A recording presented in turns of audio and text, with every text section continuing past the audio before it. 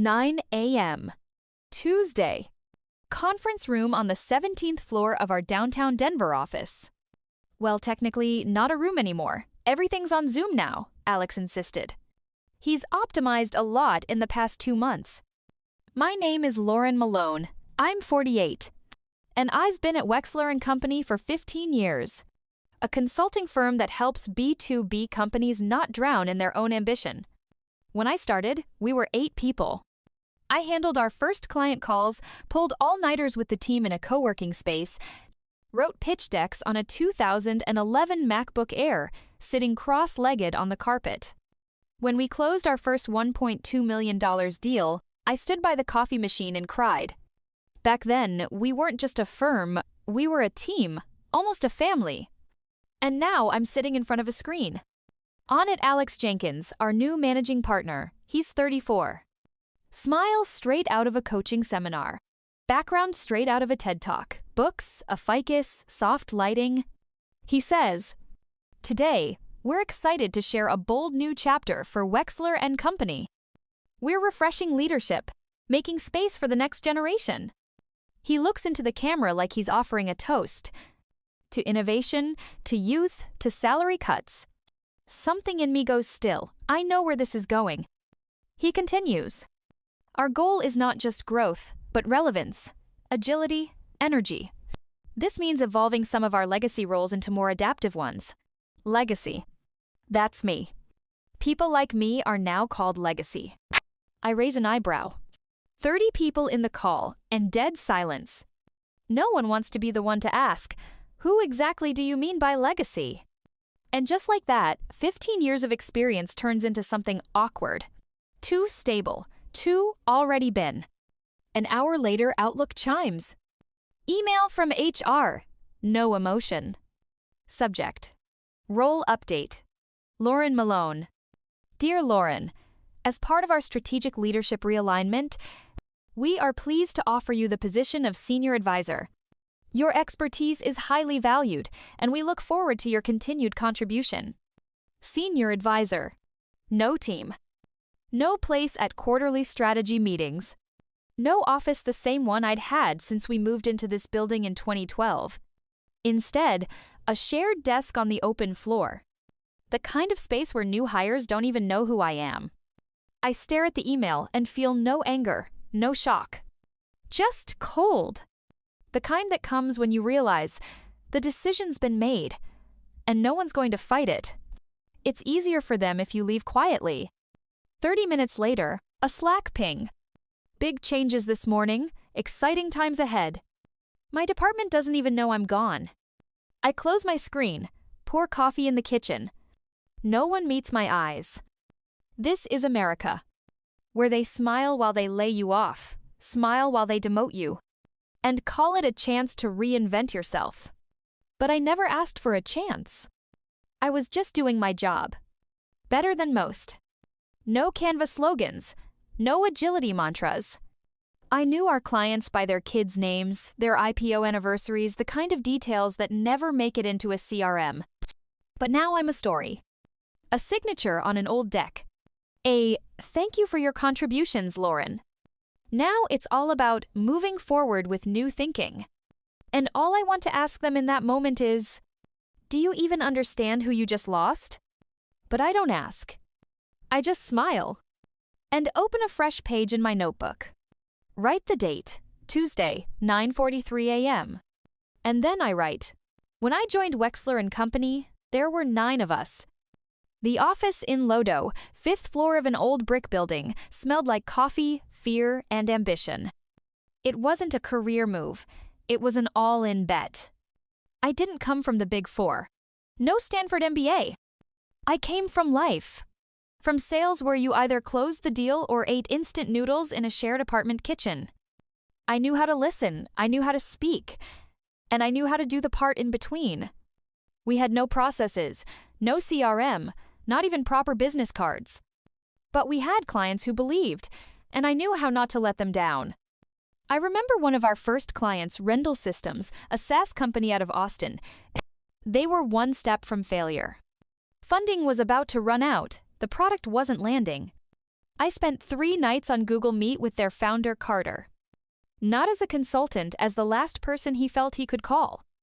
We relaunched their positioning, scrapped AI, first infrastructure orchestration, and went with, "We make your cloud cheaper." That same quarter, they closed an $8 million round. We got paid less than a single TechCrunch ad. But Carter still sends me Christmas cards to my personal email with a photo of his family. I wasn't just doing marketing. I was building trust. That elusive resource nobody seems to factor into the model anymore. There were tough rooms. I closed 6- and 7-figure deals in places where I wasn't taken seriously until I started speaking. I didn't have a fancy deck, but I had a question I asked every client. What does failure look like to you, and how do we avoid it? That's when they stopped posturing and started being honest. That's when the real work began. My LinkedIn was modest. Fewer than 500 connections. No thought leadership posts. But when things went south, they called me. At 10 p.m., on a Sunday, mid-flight from Seattle to Chicago. I picked up, always. And you know what? I didn't complain. I didn't say, "That's not in my job description." Because I was part of the foundation.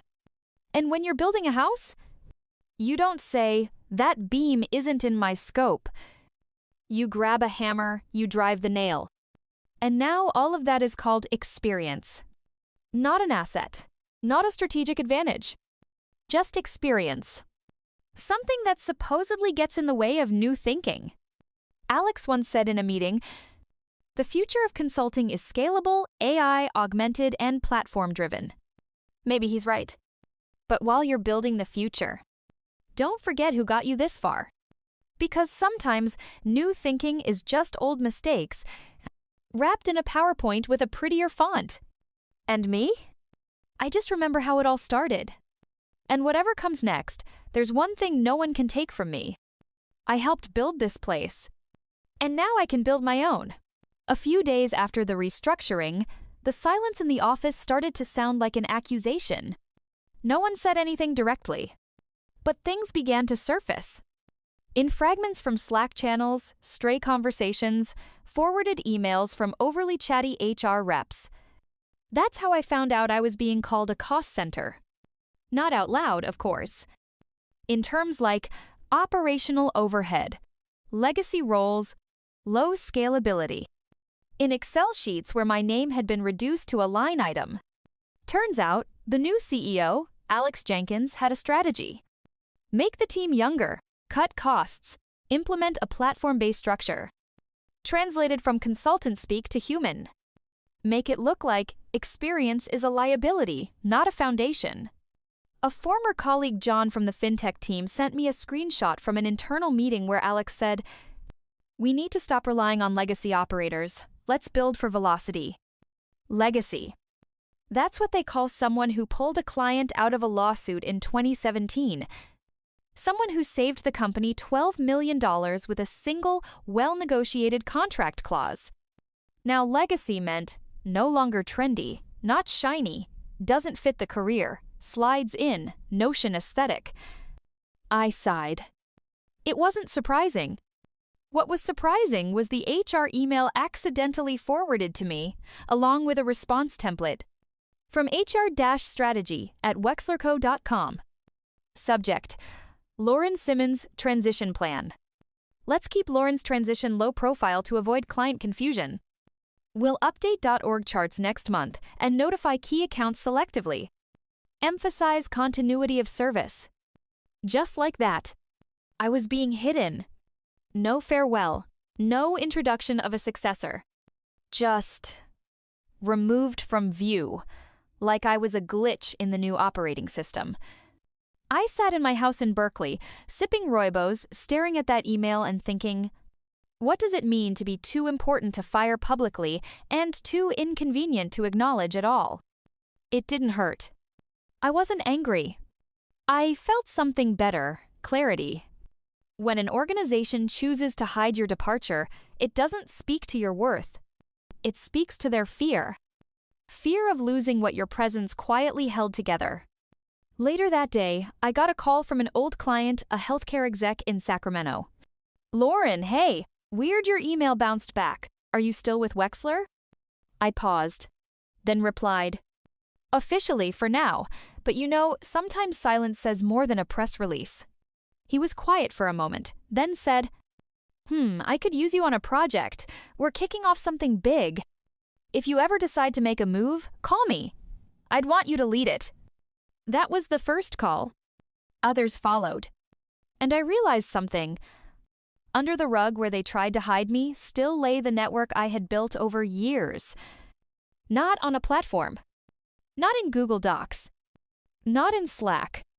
But in the minds and trust of the people I had worked with. And Alex? He could update the org chart. But he couldn't rewrite the client's memory. So if they want to call me legacy, fine. Legacy is power they can't delete with a button. A demotion isn't just about the title. It's about the silence that gets louder by the day. I stayed, technically. My badge now reads Senior Advisor. No team, no strategic access, no office. My name no longer gets mentioned in Monday all hands. I'm not invited to client briefings. I watch my ideas surface just through someone else's mouth. Sometimes, the slide is literally the same one I built 3 months ago. Only now it's presented by Jessica. Jessica, my former intern. I taught her how to onboard a client when a deadline's crashing. How not to panic when the CEO drops into a Zoom early. How to see the whole board, not just the next move. Now she's the one coaching the team on adaptive leadership. She speaks with clarity. With energy. Too loud, too polished, like she's reciting from a VP-level communications course, not her own convictions. And me? I sit in the bottom corner of the Zoom. No camera, no mic. Because this meeting's more for new voices now. But silence isn't the same as absence. Every week, clients reach out directly, bypassing the new filters. Hey Lauren, are you still involved in the strat plan for Q3? Lauren, we're planning to scale the East Coast ops. Can I get your take? Quick gut check, what's your read on the proposed renewal terms? I respond, always calm, always happy to help, let me know how I can support. And I do. Because my commitment is to the work, not the new hierarchy. But here's what's different now. I take notes. In my personal Notion, not the corporate wiki. Who reached out? When? About what? How fast I delivered, how it helped. Not out of spite. Out of measurement. Measuring weight. Weight of trust. Weight of relationships. Weight of quiet influence. HR might call me a transitional asset. But I count the number of clients still coming to me. Even after my name disappeared from the official website. And you know what's terrifying? They didn't even realize I was no longer at the helm. Which means the helm was never in the title. It was in the trust. And I still have that. When you've built relationships over years, your voice keeps echoing even when someone tries to mute you. And in this silence, they left me with, I breathe. Not loudly, not defiantly, but steadily. And every breath? It's not nostalgia. It's preparation for the next step. In the corporate system, I was no longer listed as a key account manager. But in people's minds, I was still the voice they were used to turning to, especially when it mattered, especially when it was tough. I started writing things down. Not in the CRM, not in Excel, which I no longer had access to. But in my old black notebook, leather-bound with thick pages, a gift from a client in Atlanta back in 2017. I divided it into 3 sections. Who reached out first? Who keeps coming back? Who notices the difference? Jonathan from Everlight Energy asked about Q4 projections. Kate from Finvolve said, we miss your monthly summaries. James, CFO of Rainer Labs, remarked, the texts have started to feel robotic. I quietly nodded, took notes, smiled, didn't tell anyone. Not because I was afraid, just because I wasn't in a rush. All of it was for me. For clarity. To remember everything we built over 15 years wasn't in vain. Then I began reconnecting. I messaged the CEO from Seattle, the one I once helped save an $8 million contract. He replied within 6 minutes. Lauren, was just thinking about you the other day. Let's do a virtual coffee. Then the CFO from Houston. Then the VP of Operations from Boston, with whom I used to argue till midnight on Zoom but still respected each other. I wasn't selling anything, didn't offer to discuss new projects. I was simply reminding what it feels like to be trusted, not just structured. And surprisingly, they remembered that too. Some said, "Since you stepped off the main stage, things have just become less clear." Others asked, "Are you still there, or are you starting something of your own?" I answered vaguely, "For now," because I knew I was still mapping. Mapping those who follow me not because they have to, but because they want to. And the more points appeared on that map, the clearer it became. Position isn't always power. Influence isn't always visible. I didn't lose. I just stepped out of the room. And now I watch through the glass as others rehearse lines they don't really know. Mine isn't on stage, mine is inside people. Which means I have everything I need to start, just no longer under their brand. It was a Thursday morning. Outside, it seemed like the rain was falling again, standard San Francisco weather in April. I brewed my coffee, opened my inbox, not expecting anything special. And then I saw an email with the subject line, "Wexler is not the same without you."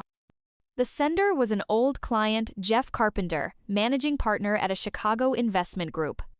The very same one with whom we pulled off a $20 million deal across 4 time zones and 15 contract revisions. He wrote, "I'm not sure who's running your accounts now, but it's just noise. If you ever start something of your own, I'd follow in a heartbeat." I read that email twice, then a third time. And I realized, I don't have to leave in silence. I wasn't fired. I was transitioned. But everyone knew it was just a pretty way to push me aside. Still, I wasn't thrown away, which meant I could leave on my own terms. Not as a victim of restructuring, but as someone who chooses the moment and takes the meaning with her. That same day, at lunch, I opened a tab on LegalZoom. 40 minutes later, I submitted the application to register an LLC, Malone Strategy Collective. I thought long and hard about the name. Didn't want it to be my own name or sound too consulting. But collective felt right. This wasn't Lauren Malone Inc. It was a space to invite those who also became invisible in the system. For now, no hype. Just a registered EIN. A mailing address, a virtual office in Austin, Texas. Tax policy is friendlier there. Payment gateway Stripe. Domain malonestrategy.com. A simple landing page. Logo, a few lines, and an NDA form. If we've worked together before, and you're curious, let's reconnect. Mutual trust, no pressure, strictly confidential. Not a word on social media. No relock on LinkedIn. Not a single newsletter. Because if you've really built relationships, you don't have to shout. A whisper is enough. I printed Jeff's first email, pinned it on the board by my desk, and wrote myself a note on a yellow sticky. You don't take anyone by force. You just open the door and people choose where to go. The next day, a second email. From a CFO with whom we built an exit strategy last year. Subject: Saw your name come up, would love to catch up. Coincidence? Number: This was a trigger moment. A moment when silence suddenly became louder than any words. I realized, I'm no longer on their stage. Now I'm building my own. And that stage begins with a single act of self-respect. To decide I have the right not to dissolve but to create. I didn't steal. I didn't poach. I simply spoke the truth. Over the next 3 months, I didn't give a single pitch, not one PowerPoint presentation. Just short emails, sometimes a message in chat. Plain words. No pressure. If you ever want to explore strategy outside of Wexler, I have space. Sometimes I added, totally casual, off the record, just a conversation. I knew I didn't have a huge platform, funding, or a sales team. But I had something better. My client's memory of how we weathered crises, launched markets, changed course at the last minute, and still hit deadlines. They remembered I replied to emails on Saturday mornings. That I called personally if I saw a company partner drowning in stress. That I knew their birthdays, not from CRM, but because they mattered to me. The first to come over was a client from Austin, a fintech company I'd led from seed round to Series C. They simply said, "We've been meaning to streamline things. If you're available, let's transition by next quarter." Then 2 companies from New York. One of the founders wrote, "I've got nothing against Wexler, but you were the reason I stayed. Let's get back to what worked." Next came a startup from Seattle. They didn't even send an email, just signed the NDA on my site and checked yes in the ready to engage box. I didn't make loud moves. I didn't publish case studies. I didn't even mention Wexler. Because it wasn't an act of revenge. It was a natural flow of connection to where trust lives. Sometimes I wondered, what would Alex Jenkins think when he saw the client churn reports? At first, he'd probably think, economics, coincidence, seasonality. Then he'd realize. But by then, it wouldn't matter anymore. Because people weren't choosing between 2 companies. They were choosing between inertia and attention. And attention was on my side again. Sometimes clients asked, "Who else is with you?" I answered simply, "At this stage, just me, small but nimble, focused on results, not politics." They nodded, that was enough. In 3 months, I signed 5 contracts, 3 retainers, 2 project-based. My income nearly matched what I made at Wexler, but without daily meetings, status updates, and constant ego management. I had a schedule, a real one, tuned to my rhythm. And for the first time in years, I had breakfast without Slack buzzing on my phone. I served clients from my home office in Nob Hill, San Francisco. No assistance. No branding. No hype. Just mind, warmth, and experience. That very experience HR once called overhead. Now it was my capital. And it started paying dividends. I knew this moment would come. When you take not just contracts but the trust others assume is theirs by default, at some point, they start to panic. The client services team noticed first. Then the analytics department. Alex Jenkins, I heard from a former colleague, tried to chalk it up to a general trend. It's just market volatility, everyone's cutting back. But when a client with a $2 million annual contract walks away, it's hard to pretend it's just volatility. A few days later, I get an email. From legal@wexlerco.com.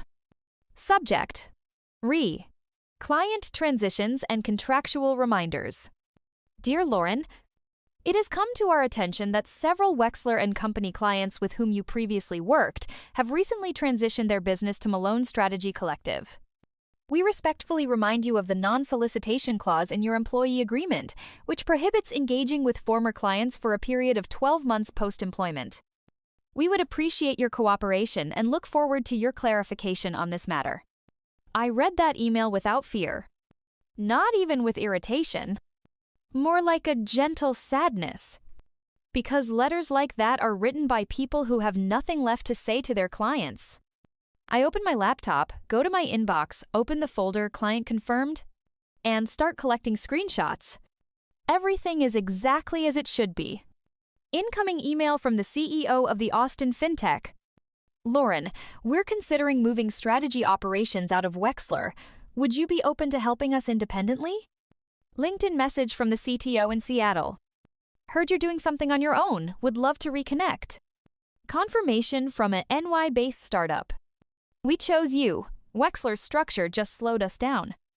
I compile it all into a PDF and send a short reply. Dear Counsel, thank you for your note. I'd like to clarify that I have not initiated any outreach to former clients. Attached are direct communications initiated by clients themselves. I didn't solicit, I answered. Pause. No threats. No emotions. Just facts. A week later, a response arrives. Not from legal, but from executive office. We acknowledge your clarification and will not pursue this further. That's it. They wanted to scare me, but they got scared themselves when they saw my record was clean. No offers behind the scenes. No leaked contacts. Just good work, good memory, and a good reputation. And you know what's funny? After that letter, 2 more clients reached out to me. Seems rumors travel faster than legal letters. One of them wrote with irony. So you're the threat now? That's the most Wexler thing I've heard all year. I replied, not a threat, just a reminder trust goes where it's earned. I spent a long time wondering when the moment of publicness would come. When I'd no longer need to hide behind NDAs, private messages, soft disclaimers like, it's just a side project, or I'm just advising for now. It came suddenly one Friday morning when I woke up and realized I no longer have to hide anything. Outside, San Francisco, coffee in my favorite college mug. But most importantly, in my head, there was no fear, no looking back. Only clarity. I am Malone's Strategy Collective. And now I decide how my name sounds. I called Katie, a designer friend from Austin. I said, I want a website. Simple, smart, no fluff, clean, like my track record. She had it ready in 4 days. The homepage, we don't chase scale, we scale trust. A button, work with Lauren. No stock photos. Just client quotes and 1 photo. Me at the desk, laptop, coffee, notebook. Real. A week later, I launched a podcast called Not Just a Title. The first episode solo. I tell the story of how I left a big consulting firm without losing my name, my clients, or my respect. 2 days later, an editor from Fast Company writes, this is bold. Let's talk. Interested in an interview? We recorded it over Zoom. I spoke calmly but directly. After 15 years, I chose to bet on trust, not titles. Titles never called a client at 10 p.m. I did. 3 days later, the article came out. Lauren Malone. Why she walked away and why everyone followed.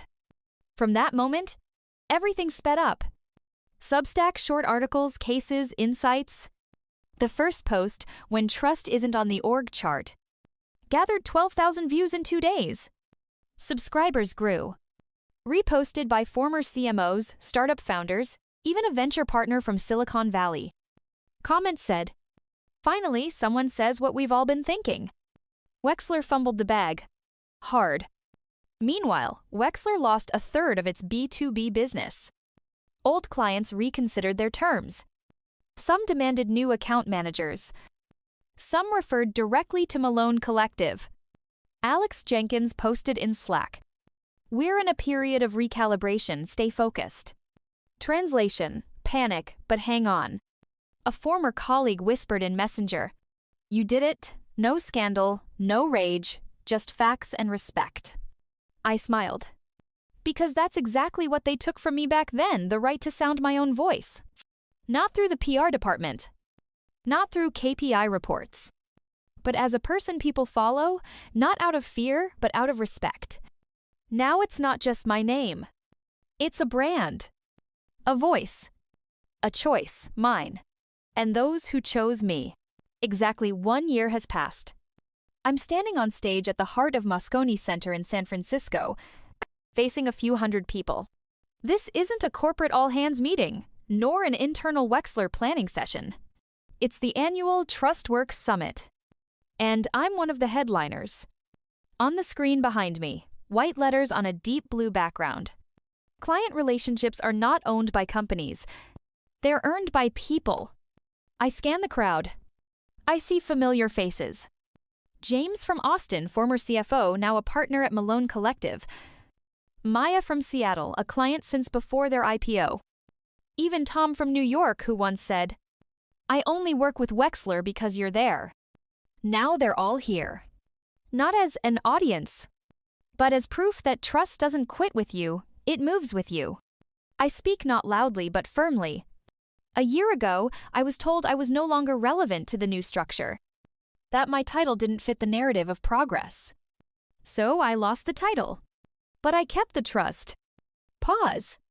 I was demoted, but I didn't go down, I grew out. Silence in the room, then applause. Not polite, not obligatory. Warm, genuine. After the talk, a woman around 25 stops me. She says she works at a consulting agency in Los Angeles. I've listened to all your podcasts, and I realized, if you do your work honestly, you are always more than your title. I smile and tell her what I wish I'd heard at the start. You are not a function, you are a person. And that means you build relationships, not just pipelines. Later, backstage, I check my phone. A new message from a client. Saw your talk, we're ready to move everything under Malone.